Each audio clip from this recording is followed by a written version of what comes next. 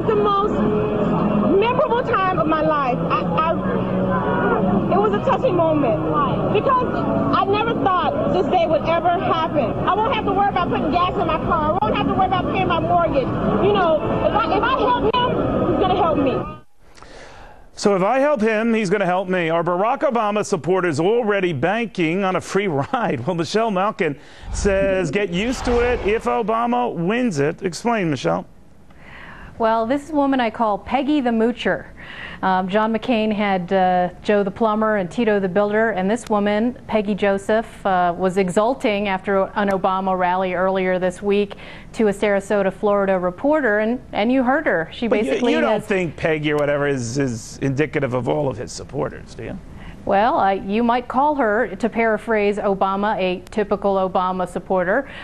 Look, Barack Obama campaigned as the soul fixer and healer in chief, and his last infomercial basically sent the message that this woman obviously has received over the last 20-21 months, that she won't have to worry about paying her bills or her mortgage. Now, there is a caveat, of course, and we've talked about this, Neil, in that John McCain's rescue plan for homeowners, owners and borrowers underwater was far more generous than Barack Obama's. And I think, you know, the bottom line here, and you've got these totemic opposites of Joe the Plumber on the one hand and Peggy the Moocher on the other hand, as I call her.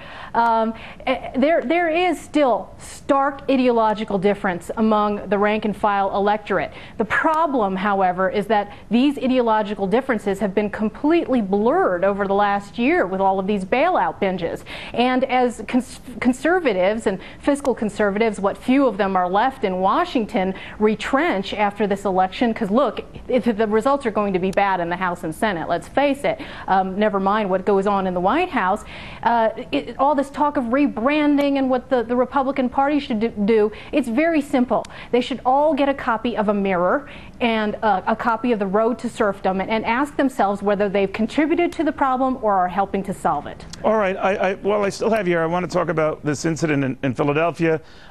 These alleged Black Panthers blocking some white voters from accessing a voting station. It's hardly indicative of what's going on throughout Philadelphia. This station, though, caused a little bit of an uproar. How big a deal is this?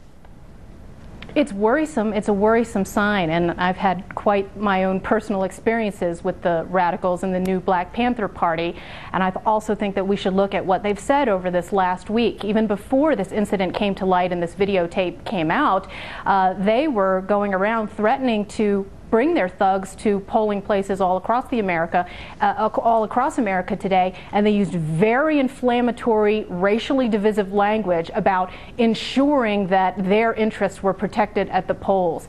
Out of Philadelphia, we've had threats of race riots several months before Election Day, and you know, despite having the moniker the city of brotherly love, we saw Philadelphia erupt in some considerable amount of violence and riots after the Phillies won. That's after they won.